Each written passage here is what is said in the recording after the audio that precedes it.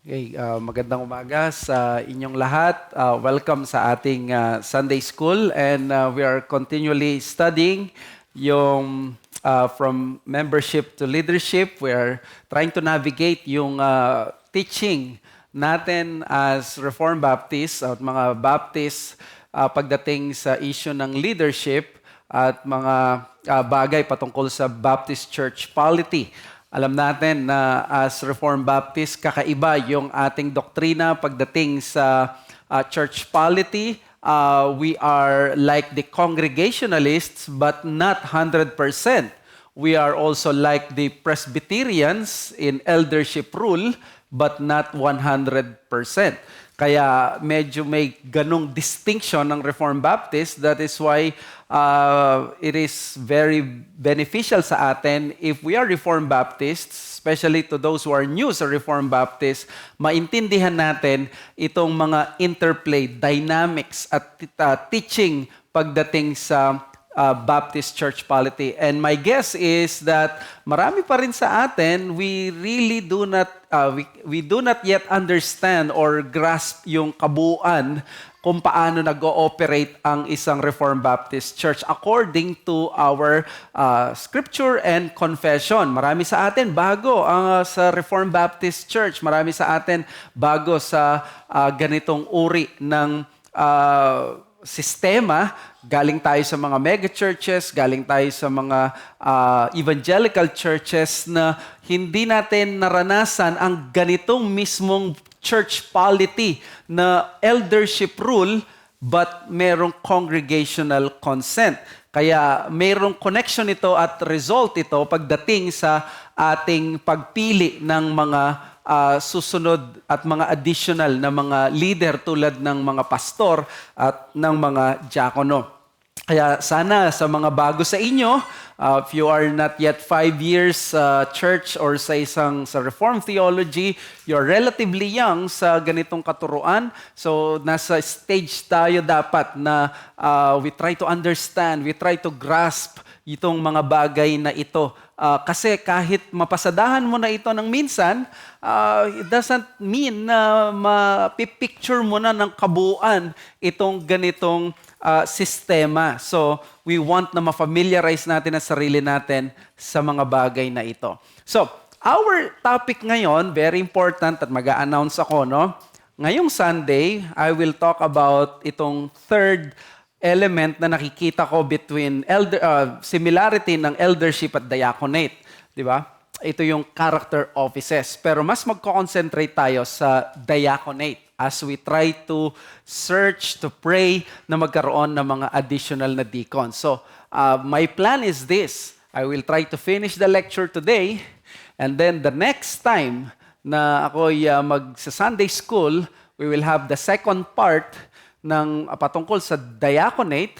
So, kayong mga members at covenant members, be ready because we all need these lectures.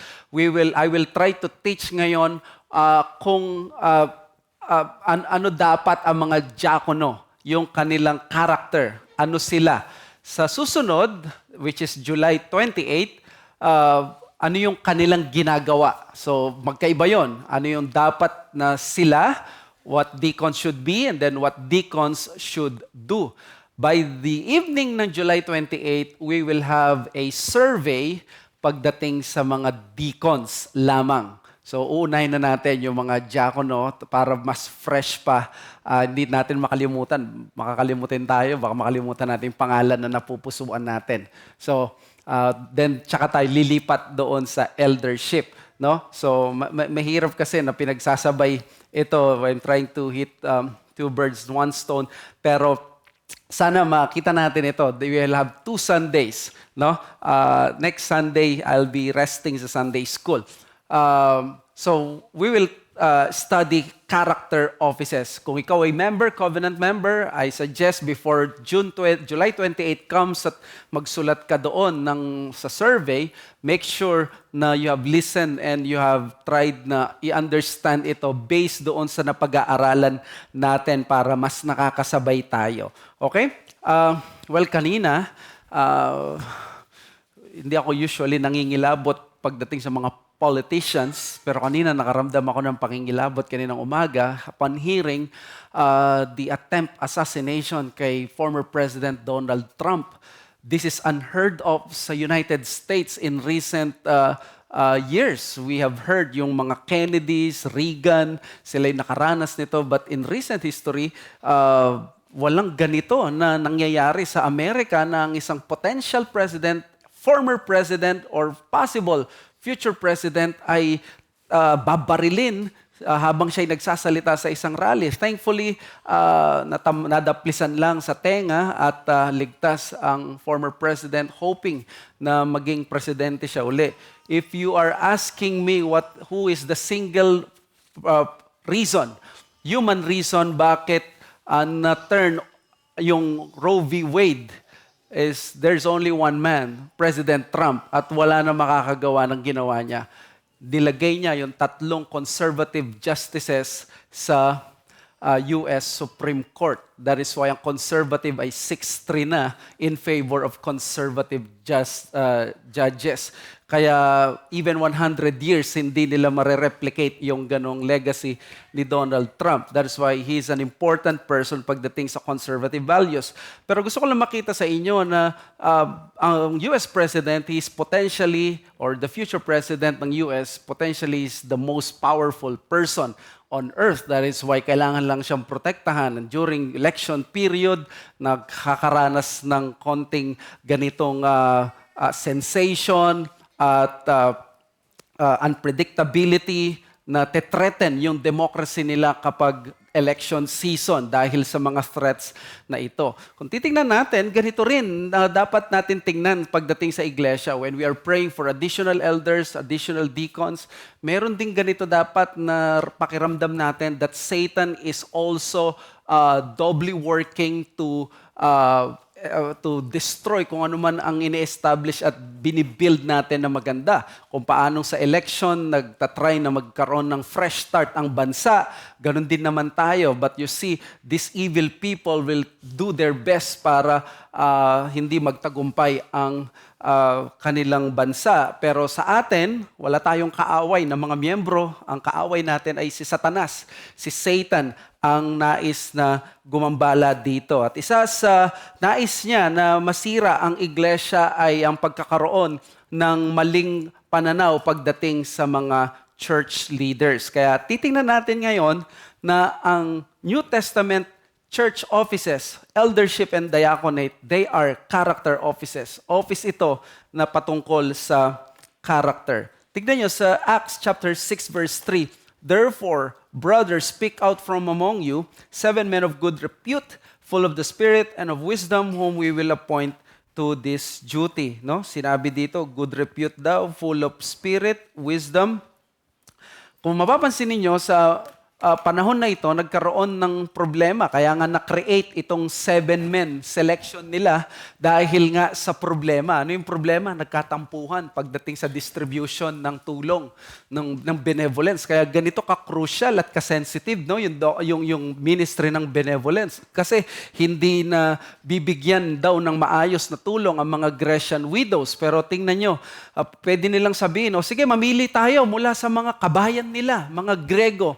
Hindi kaagad yun ang ginawa nila. Ang ginawa nilang qualification ay ito, good repute, full of spirit and of wisdom. That tells us, kapag naghahanap tayo ng mga ganitong magtatrabaho sa atin at magiging leader natin or magiging office bearers natin, ang dapat nating tingnan, hindi yung kanilang kung saan sila nakatira, kung ano yung kanilang educational attainment.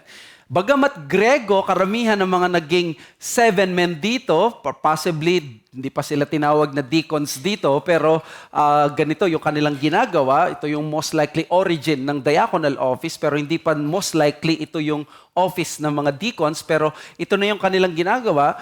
Makikita natin, ang pinakahinanap sa kanila ay ito, yung good repute, full of spirit and of wisdom. So, hindi yung kanilang mga galing, kundi yung kanilang character. Kaya sa ating pinag-aaralan, kung mapapansin ninyo, ina-establish natin no, itong last time na napag-aralan natin na ang mga deacons ang eldership at diaconate napakahalaga sa iglesia Kaya dapat magkaroon tayo ng magandang proseso. At ang nire-require lang ng Bible, Confession at Constitution ng SABC is congregational suffrage pagdating sa pag-i-install ng mga leaders. At ang tatlong documents na yan, explicitly ito lang ang nire-require. Pero hindi ibig sabihin na ito lang ang nire-require, ito na yung minimum na ibibigay natin. No? We want to have additional layers of protection.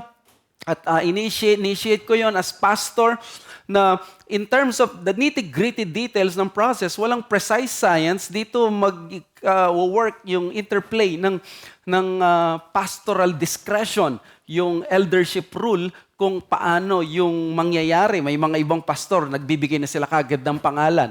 Ako, ang gagawin natin, bago pa ako magbigay ng pangalan, pupulsuhin ko na yung iglesia pagdating sa survey. So, sa survey, it's not equivalent sa nomination at sa suffrage. So, selection process for church offices are circumstances that are entrusted to the authority of the eldership as part of its ruling function. So, I hope matanggap natin ito. Walang power ang individual members para pagdating dito, nagre-rely tayo doon sa office ng eldership knowing that the elder was ordained for this very purpose. So, tingnan natin ang review natin, yung New Testament assessment. Sinabi natin na yung eldership at diaconate, they are ordinary offices. Walang secret na uri ng ng arrangement, walang audible voice. Kailangan makita natin in front of our very eyes na sila talaga ay qualified. And then the eldership and the diaconate are servanthood offices. May lumalaganap na pananaw na ang mga pastor at mga diakono, mga bossing sa iglesia, sila yung parang mga powerful members na parang authoritarian kung mamuno. Ito hindi biblical dahil servanthood offices ang dalawang ito. Titingnan natin ngayon yung character offices. Bakit ko nasabing character offices? It's because of this. Every New Testament passage on the qualification for the eldership and the diaconate notably lists firstly and predominantly yung character qualities. Lagi inuuna, tapos predominant, ito yung karamihan na nakalagay. Bagamat magaganda sigurong isipin na ang deacon natin ganito, ang pastor natin ganito, pero predominantly ang nakalagay ay mga character qualities. Tingnan natin. For the eldership, both in pastoral epistles, emphasize godliness over giftedness.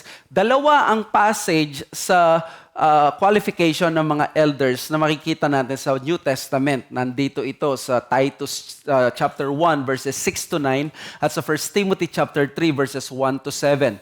Sabi doon sa 1 Timothy 3, tingnan nyo sa una pa lang, no, mahaba yan, pero basahin lang natin ito. Therefore, an overseer must be above reproach, the husband of one wife, sober-minded, self-controlled, respectable, hospitable, able to teach. Ang makikita nyo yung talent dyan or giftedness, yung able to teach. Pero, di ba, ito yung parang una nating, kung tayo ang masusunod, ito yung gugustuhin nating tingnan. Sino magaling mag-preach, sino magaling magturo. Pero hindi ito yung inuna. Ang inuna is the umbrella na above reproach. So, makikita natin doon yung primacy ng grace over giftedness. Tapos sa Titus 1:6-9, it's the same thing. If anyone is above reproach, the husband of one wife. So, pareho na binanggit na ito yung mga first na binanggit at predominant na binanggit. How about sa diaconate? Siguro mga diaconate, ang mga deacons, in-expect natin, di ba sila yung kilos ng kilos? Sila yung nag-aasikaso ng salapi. Sila yung nag-aasikaso ng mga ganito. Sigurado, uunahin dito yung kanilang galing, yung kanilang pagiging magaling sa paglilingkod. Pero tingnan nyo, ang possible na passages natin makukuha pagdating sa diaconate ay 1 Timothy 3:8-13 at saka sa Acts 6. Pero ang laging emphasis doon sa dalawang passages na yon is character over ability. Tingnan natin, 1 Timothy 3:8-13. Deacons likewise must be dignified, not double-tongued, not addicted to much wine, not greedy for dishonest gain. So, dito pa lang, no, sa verse 8, hindi na nila kagad sinabi na dapat masipag ito na kumilos-kilos. Bagamat asset yon at maganda yon.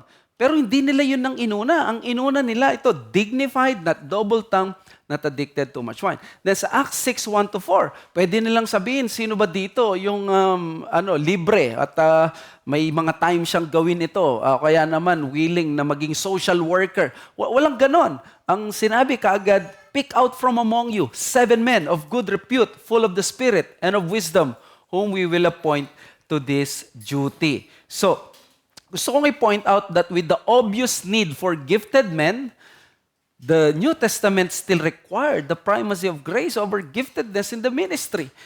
Di ba nung nilikha yung selection ng 7 men sa Acts 6, may matinding pangangailangan.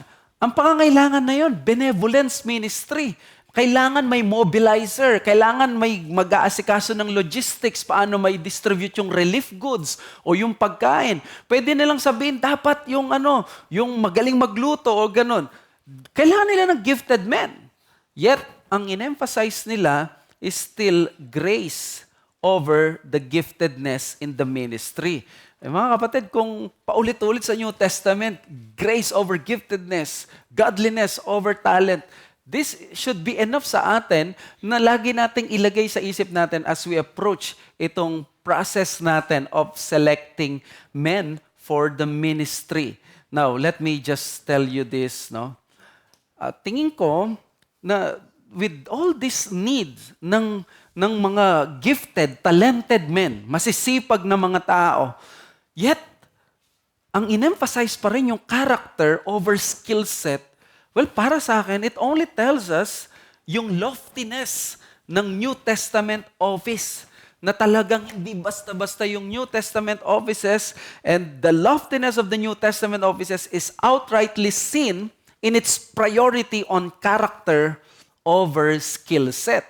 So, magaling marahil yung tao pagdating sa numero, pwedeng accountant siya, o kaya naman pwedeng carpenter siya. Those are good things, pero those are skill set. They are not the main issue pagdating sa pagkuha natin ng mga magiging diakono. Character ang unang tinitingnan. So, who can be deacons? Ito yung dilemma ko.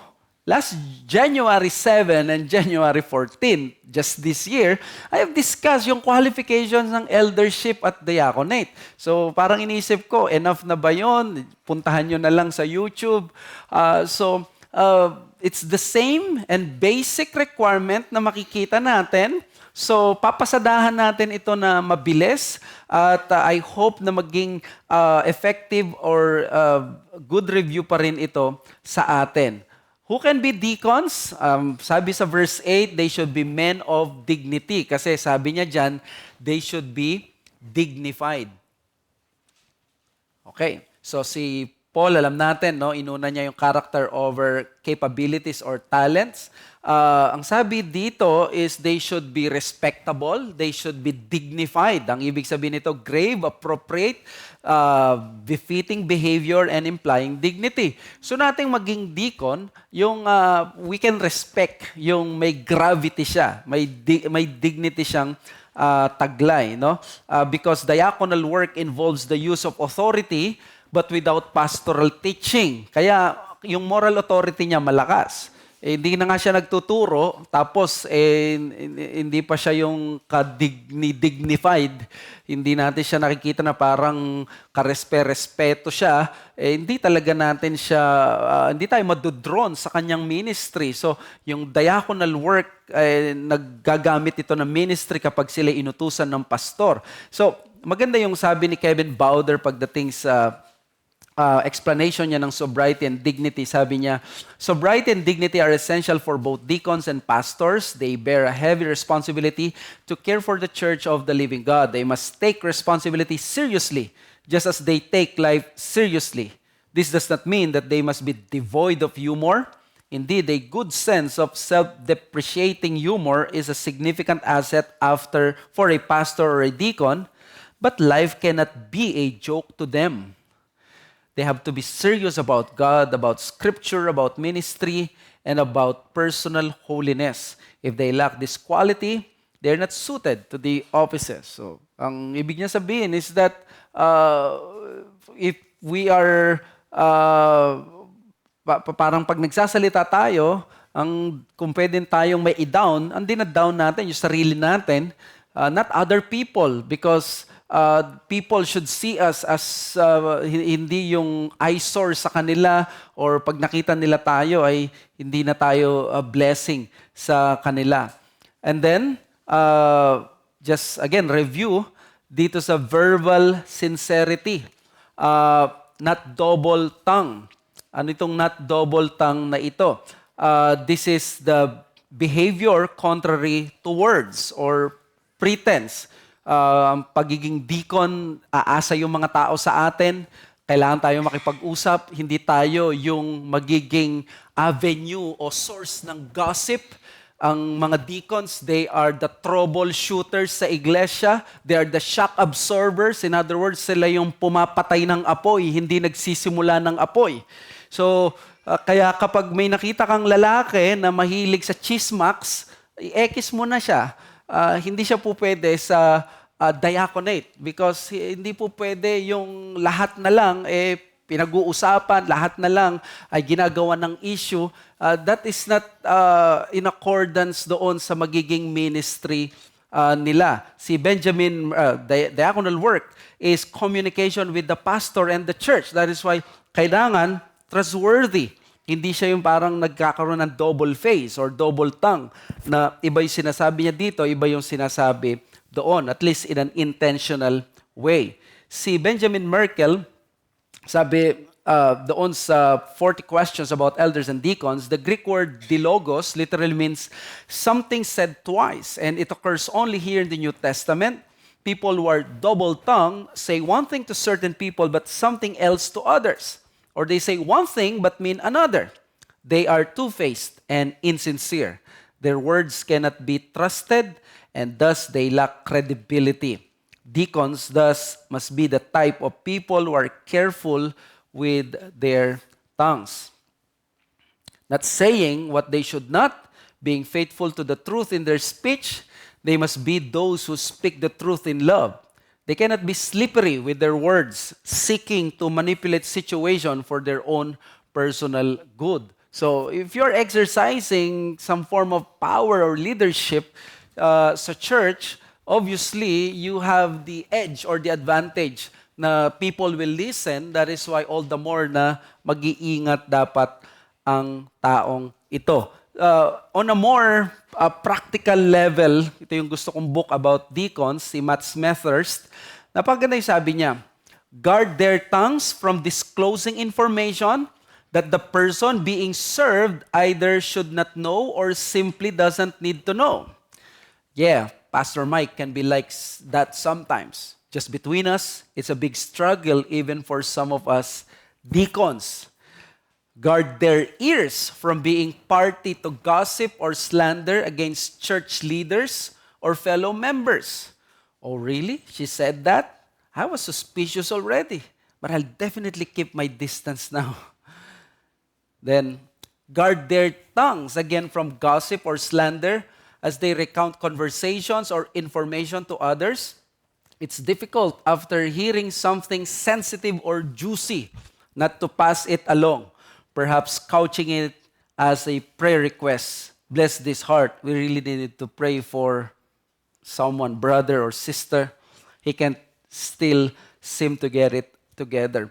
Now, napaka-practical nitong example ni Smethurst pagdating sa ministry ng mga deacons na it's either hindi sila dapat nagiging vehicle ng gossip, pinagmumulan ng gossip, at pati yung ears nila. No? Huwag tayong mag-pretend na hindi tayo nagkakaroon sometimes ng pag-i-slip ng mga salita o nasasabi natin yung mga hindi natin sinasabi. But you see, you don't want na magkaroon ng deacon na magkakaroon pagmumulan ng problema between the eldership tapos kinukwento pala niya sa mga members o si pastor, ganito pala siya, ganyan. Siyempre, kami ay mga nasa ministry. Magkakaroon ngayon ng blight doon sa ministry or yung aming team or yung aming office. Kaya i-guard din yung pagdating sa gossip. Hindi po pwedeng nagpapasapasahan ng mga information tapos may from anonymous. Alam nyo, nakakasap ng energy, nakakapagod yung ganun. Kaya nga, ang binigay ng Panginoong Hesus sa atin, kung may problema ka sa tao, puntahan mo siya.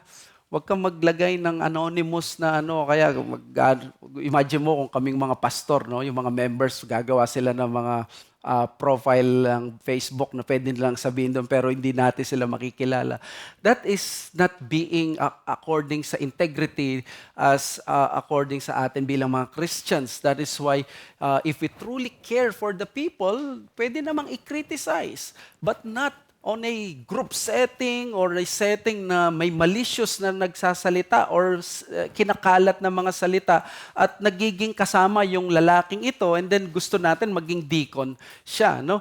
Again, it's not sinful to have a fellowship or to have a group setting fellowship. Ang sinful ay yung pagkakaroon ng mga gossips at ng mga unsubstantiated na mga words, lalo na sa eldership rule.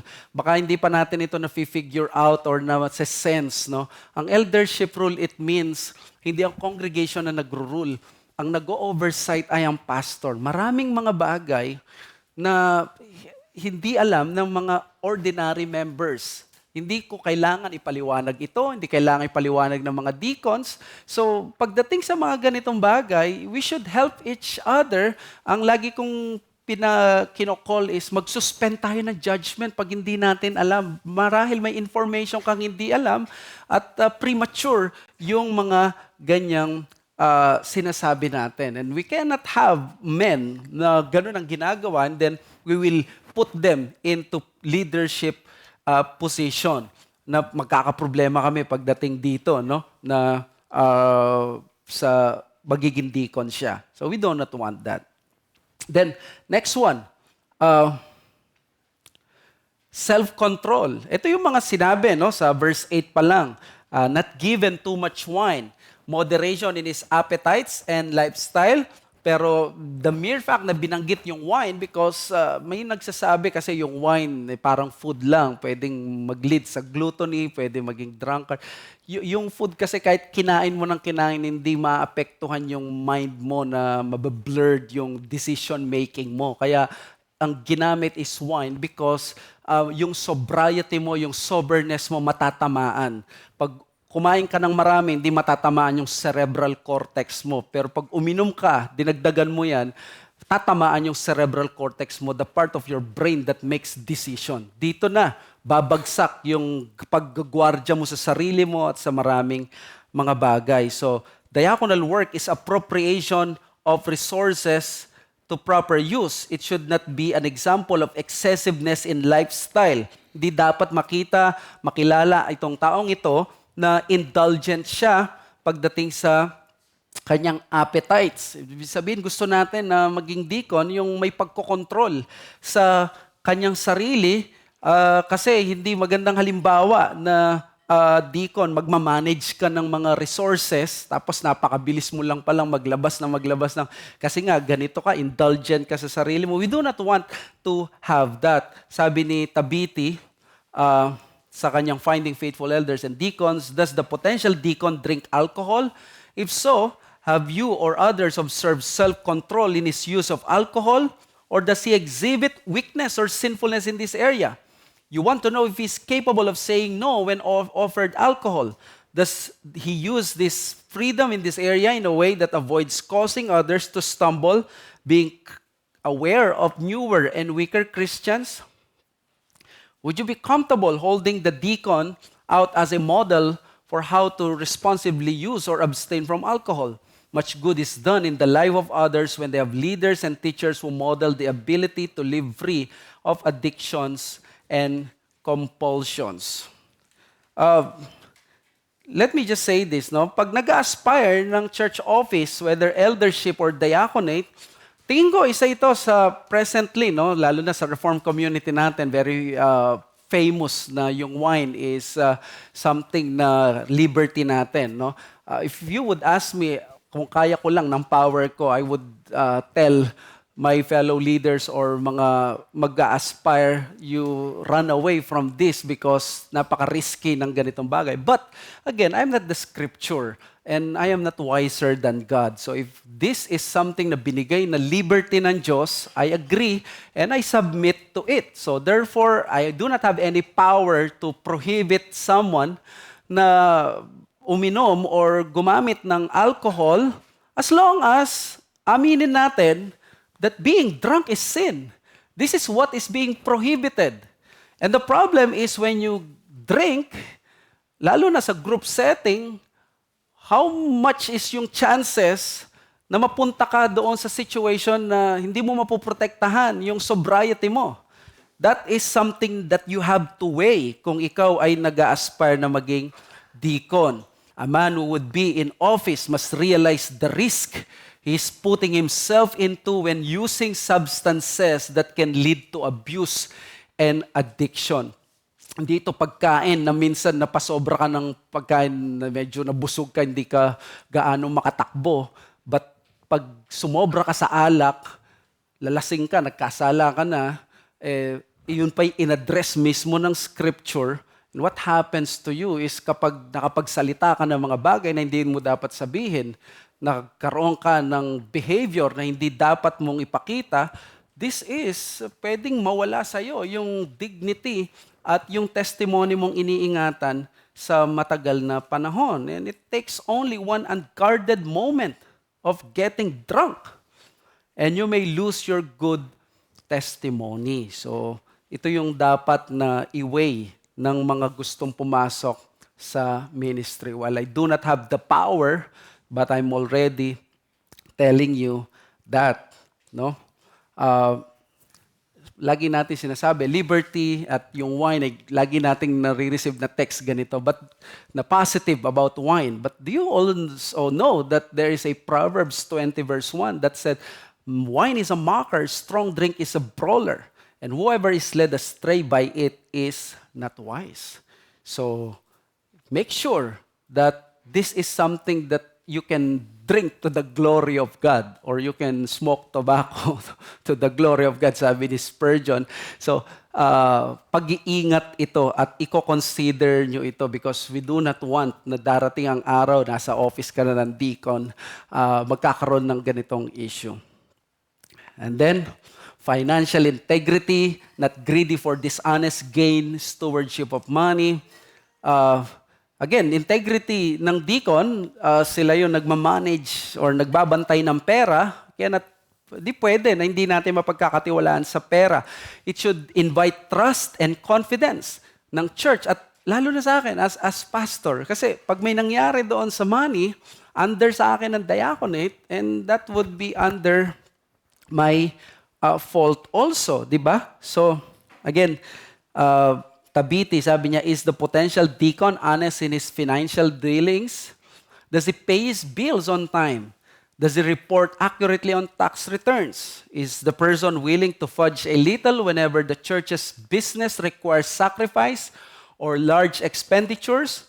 A deacon must be a good witness for Christ and his church, so honesty and integrity in all his dealings are essential.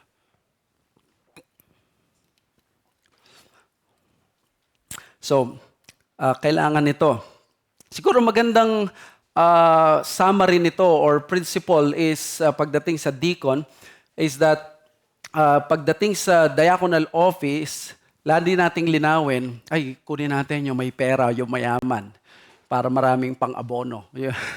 May narinig ako sa ibang church, kinuha nila na nagbabantay ng pera yung may pera para daw may pang-abono. Hindi yun ang aim. Na, parang sinabi mo okay lang na magkaroon ng... ang mga accountant kahit kusing yan, ititrace nila yan. Something is wrong. So, ang gusto natin is transparency, integrity. Siguro, ang maganda na maging principle dito, kahit sino naman, unbeliever or believer, is this. Kailangan matuto tayong mamuhay within our means. Yun ang magiging key dito, no? It is the handling of his finances that should be considered. We do not involve ourselves in debts na unnecessarily mahihirapan tayo or we could not pay. Hindi tayo mabubuhay outside of our means. So if you are looking for a deacon, consider natin yung kanyang ganong financial decision making sa kanyang buhay, sa kanyang pamilya, malaking maitutulong nun. Lalo na sa ating iglesia, a growing church with growing finances should all the more pray and seek for men. We're good stewards of money. Alam niyo, kung ang iglesia ninyo ay may milyon, you would want na ang mga deacons na papasok are people na alam mo na may pera doon pero hindi ka nag-aalala na either may hindi ma-account o kaya naman gusto natin na kahit yung ultimong piso na account at hindi ito dahil maraming pera, labas lang tayo ng labas ng salapi. We want to be good stewards pagdating sa bagay na ito. So, bilang growing church, if you believe that SABC is a growing church with growing finances, all the more na maging good stewards ang mga kalalakihan na gusto natin na maging deacon. So may lesson dito, no? The diaconate is an office of blameless testimony because it serves a holy God. Blamelessness kasi ito, no? Walang puna sa kanya. Bilisan natin. Christ himself was a deacon. Hindi siya siya mismo ay nag-serve. Conformity to Christ must first be visibly seen from church officers. And then deacons must seek to be spiritual rather than career professionals. So, maging spiritual ang mga deacons, hindi pagdating sa kung magaling lang sila sa pera, magaling lang mag-account, magaling lang sa pagmamanage at paggawa ng mga program. That's not it. And then, men of sound doctrine, ito siguro, alam natin ito na napakahalaga, no? Conscientious orthodoxy to be important in church leadership along with dignity. Di natin gusto na magka-deacon tayo ngayon, tapos sa susunod na buwan, magiging Presbyterian siya. We do not want that. Gusto natin na intindihan niya talaga yung Reformed Baptist theology. While being up to teach is not required, kailangan may sound theology. Yan ang sabi ng 1 Timothy 3:8-13. It is manifested both in growing knowledge and grace. So deacons must understand yung ministry. Ito yung iniiwasan natin. Kapag hindi sila sound sa theology, hindi sila sa Biblia, mas babad sila sa kanilang trabaho, sa corporate wisdom nila. Pwede nilang ipasok yung corporate wisdom na ganon. Bigyan ko kayo ng example. Tingnan nyo kung ano yung priority ng ating leadership pagdating sa money. Kung ang priority is wala tayong ginagawa pagdating sa mga mandates ng church, the ministry of the word, missions, and also benevolence, lilitaw dito na magkakaroon ng problem. No? I hope maintindihan ninyo na sa church natin may ganito tayo, but we are trying to adjust ourselves based on what is regularly coming from the members themselves, not simply because may mga donations. So, sabi ni Tabiti, the practical table server aspects of deacon ministry may inadvertently obscure the utter necessity that deacons be people sound in the faith. Since deacons care for the practical needs of the body, perhaps even being assigned a specific area of service, we may run the risk of thinking of deacons as technocrats with specialized skills but little or no theological acumen. We may think of deacons as doers but not as thinkers. Pwede yun. Ay, deacon yan. Hindi yan maasahan sa theology. Should not be like that. Kahit papaano at least nauintindihan ng magiging deacon na ito ang 1689 Baptist Confession as the faithful summary of our faith. So, yung cardinal doctrines, evangelical soteriology, Baptist church polity, and then yung eschatology, alam natin yung mga bagay na ito. So, the deacons must be well-founded and well-rounded sa doctrine ng church at ng buhay. Now, bilisan natin, no? Mystery of faith, basics of Christian doctrines. They must believe and defend this. Yan ang sinabi ng 1 Timothy chapter 3, verses 9. Pwede ko bang basahin sandali yun? Hindi ko nailagay dyan yata. Sa 1 Timothy 3, if you can go sa 1 Timothy 3, if you have your digital Bibles, verse 8, ang sabi ng scripture, "Deacons likewise must be dignified, not double-tongued, not addicted to too much wine, not greedy for dishonest gain. They must hold the mystery of the faith with a clear conscience, and let them also be tested first. Then let them serve as deacons if they prove themselves blameless. Their wives likewise must be dignified, not slanderers, but sober-minded, faithful in all things. Let deacons each be the husband of one wife, managing their children and their own households well. For those who serve well as deacons get a good standing for themselves and a great confidence in the faith that is Christ Jesus." So, wait lang.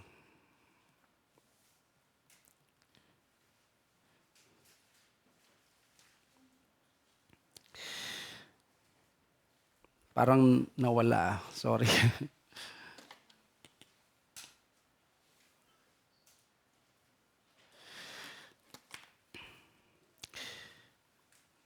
Ayun. Okay. So,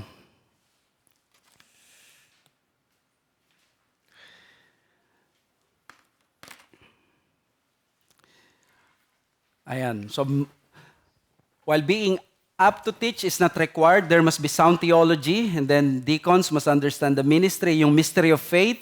They must believe and defend this.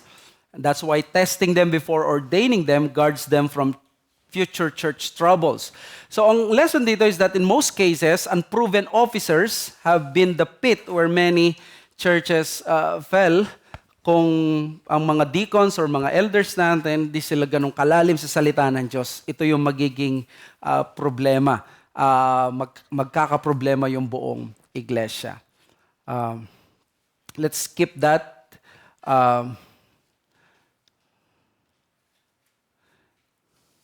A church who prays to have more deacons should encourage men to both pursue deep theology and pursue serious piety. Ito. And then, of course, napaka-importante nito, if not the most important, men of domestic honor. As with the elders, family stability is a serious consideration for diaconate.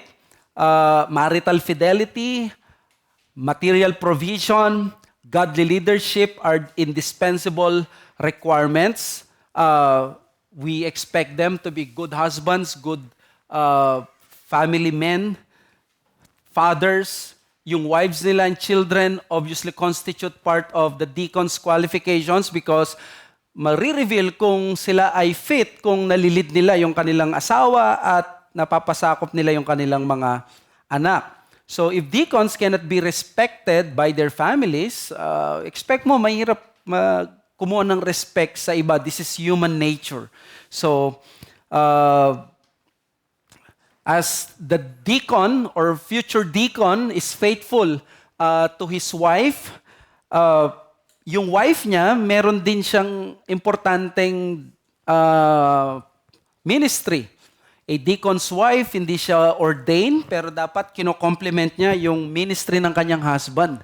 So, walang calling ang diaconal deacon's wife. Ang calling niya is maging asawa ng kanyang husband, and that is to support him. So, kaya sa mga singles daw, dapat bang tanungin daw ng babae, yung lalaki, na meron ka bang desire balang araw maging pastor para walang gulatan. Baka hindi naman ako prepared dyan. No? Well, magandang mapag-usapan kung possible, but we should see yung submission ng babae sa pagsusupport at share niya sa ministry because it may cause disqualification. And then a deacon's child must be under his control as long as they are in his custody. Hindi nire-require na converted ang bata, but they must not be charged of debauchery or rebellion. Okay? So, sabi ni Cornelis Van Dam, clearly deacons must show the necessary leadership qualities and the ability to take care of all their financial affairs in an exemplary manner before being entrusted with the care of the needy. So, as Christ's servant, a deacon must be someone who is faithful as a husband and thus reflects Christ and his love for the church in his marriage. Also, he must be experienced in administering his family and household so that he can show the love of Christ in the practical ways necessary when assisting the indigent in managing their financial affairs and providing monetary support. He must not be out for himself but should have a mindset of serving others. This doesn't mean hindi pwede ang mga single no, na maging deacon, pero the norm is of course yung mga married. And then, the New Testament assumes the ordinary and general situation among churches. Ito yung concluding thoughts. Gusto kong ilabas ito dahil I think these are very important. Yung napag-aralan natin kanina, they are the review and you can go back doon sa mga qualifications na yan. But this, I think, will give us additional information about this. Now, the character qualities must be in exemplary level, not minimal. So, nakita natin yung mga qualities kanina, hindi dapat minimal lang. Huwag nating isipin na lahat naman, wala namang perfect. So, okay na ito. Kaya, hindi dapat ganon. The eldership, Paul's eldership and diaconal qualifications are also found in many other letters he wrote, but he intended them for the ordinary members of the church. So, makikita mo pala itong bagay na ito sa mga iba, sa mga members din. So, all the diaconal qualifications are interspersed in the Ephesian letter. That's an example there. Tignan natin. A deacon must not be double-tongued. And so, Ephesians 4:29 says, let no corrupt talk coming out from your mouths, but only such as is good for building up as fits the occasion, that it may give grace to those who hear. So nakita natin yung Ephesians 4:29, let no corrupt talking come out of your mouths. And then, not addicted too much wine. Saan natin makikita to? Ephesians 5:18, do not get drunk with wine, for that is debauchery, but be filled with the Spirit. And then, ano pa yung qualification? Not to be greedy for dishonest gain. Ang not greedy for this honest gain is pagiging honest sa trabaho at sa finances. Sabi sa Ephesians 4:28, let the thief no longer steal, but rather let him labor, doing honest work with his own hands, so that he may have something to share with anyone in need. And then hold the mystery of the faith. Ephesians 3:1-10. Nakalagay din doon, no? Assuming that you have heard of the stewardship of God's grace that was given to me for you, how the mystery was made known to me by revelation, as I have written briefly. So, and then, yung marriage, be faithful in marriage. Kung si Christ, we cannot think of Him as someone who is doing this unfaithful na relationship sa iba. We can expect, or we should expect our leaders na devoted sila sa kanilang mga wives. Husbands, love your wives as Christ loved the church and gave Himself up for her. So, it's the same thing for the whole Ephesians members, pero ni-require to sa mga deacons.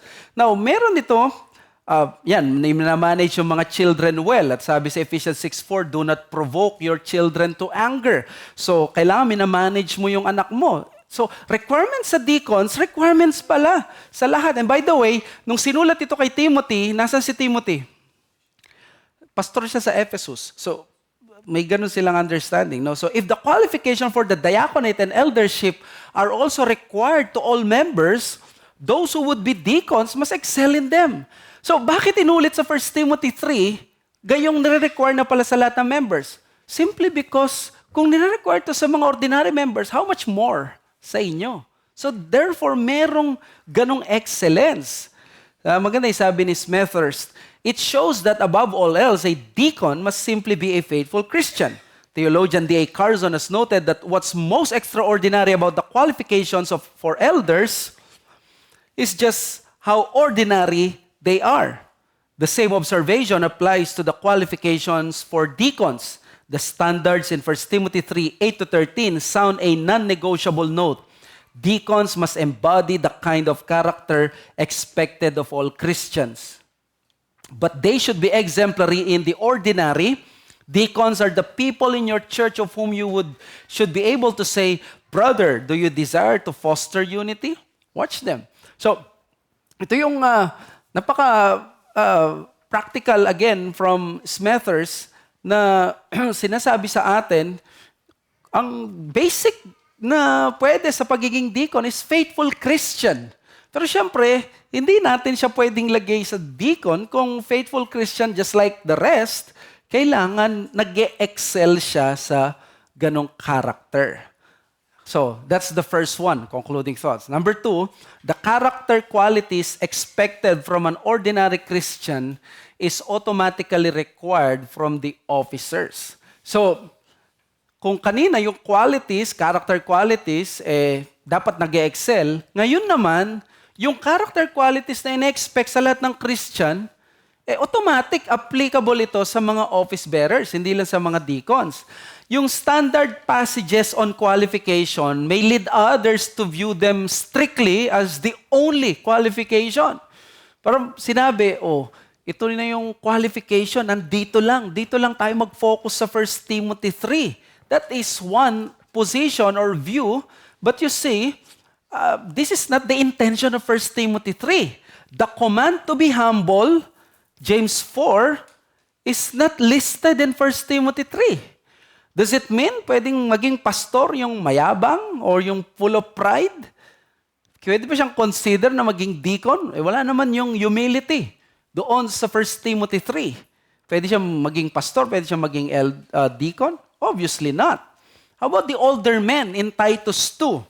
They were commanded to have sound in faith, in love, and steadfastness. Wala ang lahat na ito. Walang sinabi kailangan maging sound in love, in steadfastness. Pwede natin sabihin sound in faith, nandun. Pero in love and steadfastness, wala ang mga characteristic na ito. Ibig ba sabihin, i-require natin to sa mga older men, pero pagdating sa mga pastors at sa mga deacons, we will not expect them na mag-excel sa ganito. So obviously, the point here is that the qualification passages or texts for church officers are not to be treated as comprehensive, but rather substantive. Ito yung predominant, ito yung substantial requirements sa kanila, pero yung mga expectation at in-expect natin sa mga ordinary Christians, automatic dapat nakikita sa kanila. Bakit? Ang magiging reaction, deacon ka pa naman. Pastor ka pa naman. Yung miyembro nga, ganito. Di ba? That is, again, nangyayari. So, the lesson is the qualification on blamelessness or above reproach rightly expects the elders and deacons to be the first examples of faithful Christian conduct. Di ba? Blamelessness. So, therefore, ina-expect yung first ang mga leaders sa Christian conduct. Now, let me have an application. Number 1, kung mamimili tayo at magsisurvey tayo ng mga deacons, please remember, ang mga New Testament offices, hindi yan talent fest. Hindi yan patalbugan kung sino yung talented, no? Na magturo, mag-accounting, talent na maggawa ng bagay na ganito, mag-ayos ng tables. Walang ganong talent fest. It is possible to be talented and gifted, yet lacking in many graces and maturity. So let's resist the urge to treat talent as conclusiveness for fitness to the office. Very clear yan, whether deacons or eldership. So let me clarify again, baka isipin natin, dina-downplay natin ang giftedness. No, giftedness, especially sa diaconate, ay essential, but not more important than character. Important ang giftedness. And yun nga ituturo ko sa 28 because we will see there na ang diaconate, character is good but not enough. Kailangan skilled. Kailangan may talent ang deacon natin.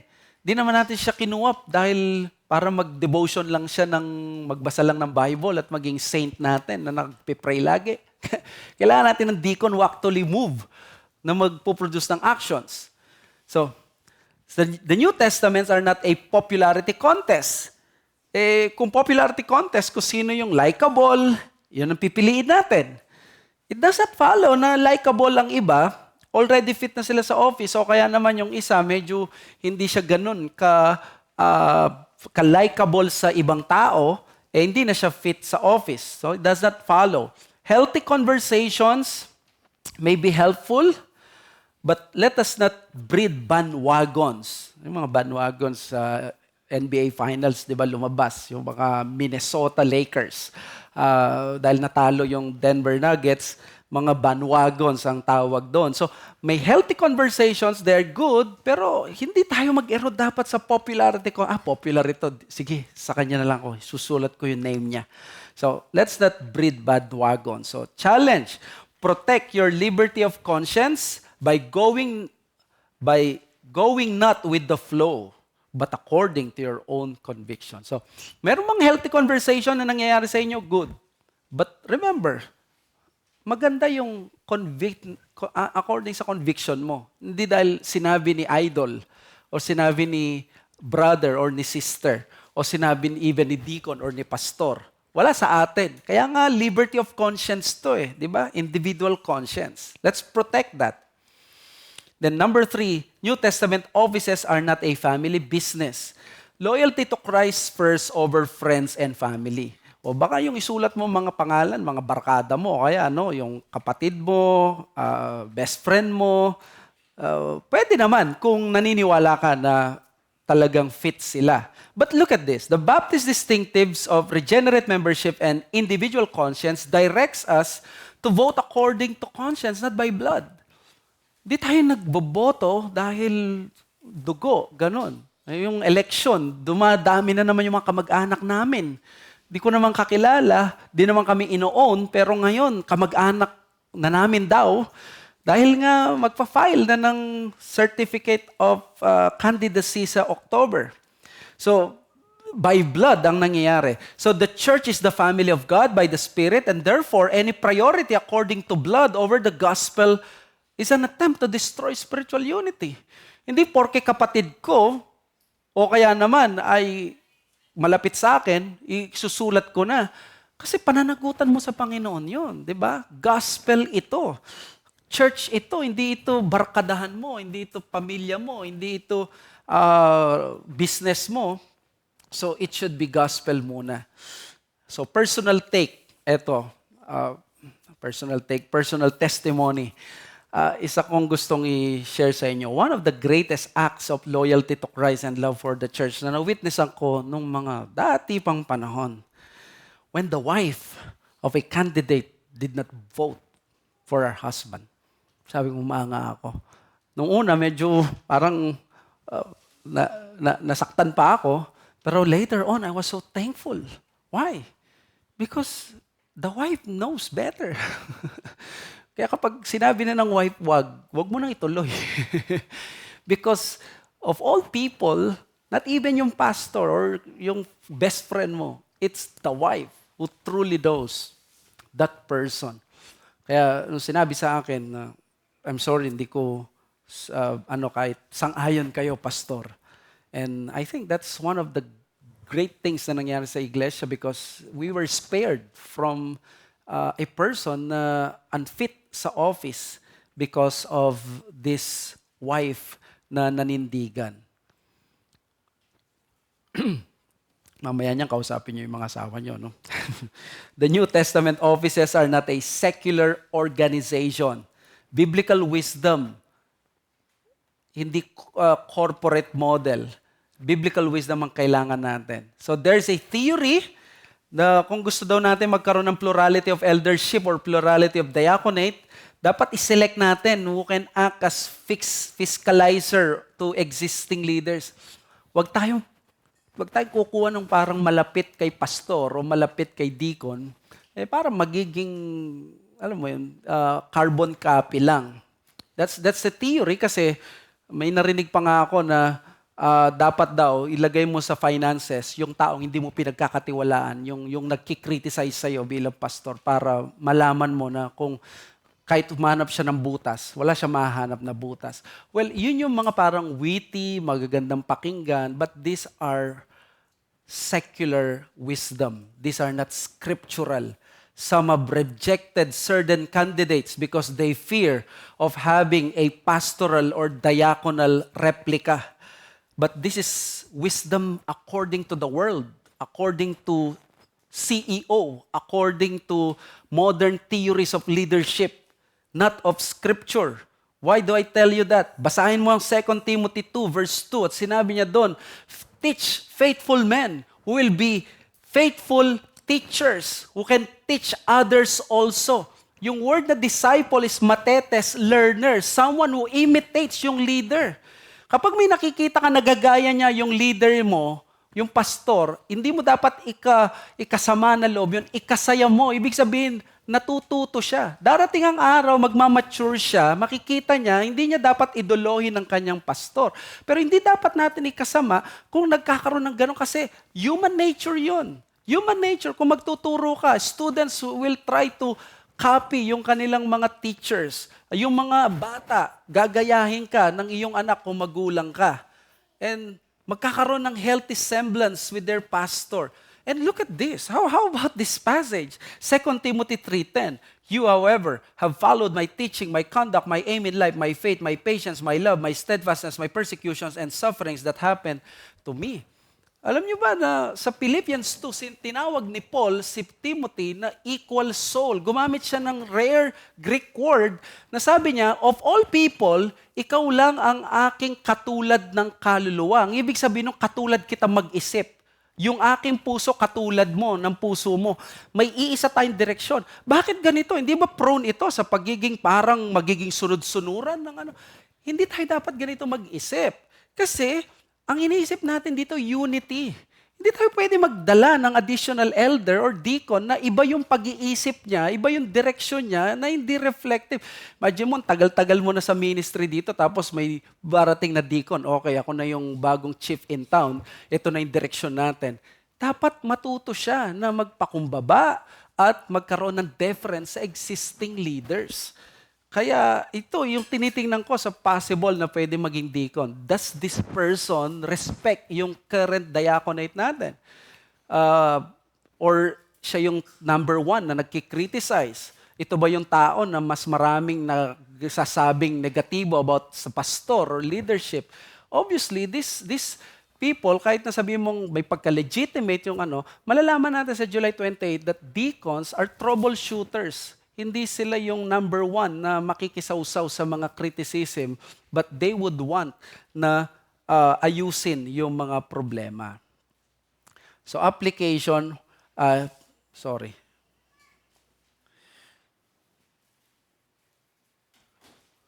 Ayan, hindi rin to political party. Politics has no place in Christ's church. Raising the dust, sabi ni Greg Allison. Often, unfortunately, the qualification requirements are replaced by urgent pragmatism, enticed by time limitations and human gifting. Pastors can harmfully install leaders who are gifted but not qualified. So, sabi ni Alexander Strauch about the deacons, the congregation chose its best to care for its least. So, yan ang dapat nating isipin. No? So, you would,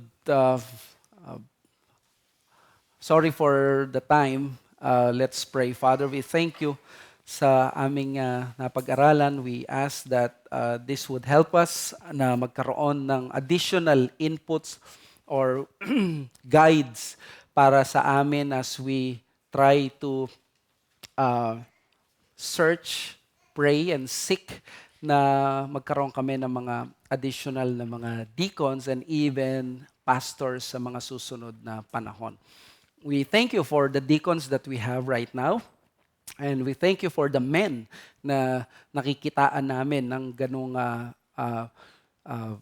advances, growth sa kanilang spiritual life. May they be encouraged, not be discouraged, but at the same time, maging maingat kami sa pag-install ng mga leaders because another qualification or characteristic ng New Testament offices, they are lifetime. Hanggat buhay ay hanggat hindi na-disqualify, namamatay, or nagre-resign, they will be there. Kaya nawa, tulungan mo kami na maging mabuting katiwala sa mga bagay nito. We ask this in Jesus' name. Amen. So, you have to save your questions sa mga susunod or sa mga informal talks natin. I'm sorry.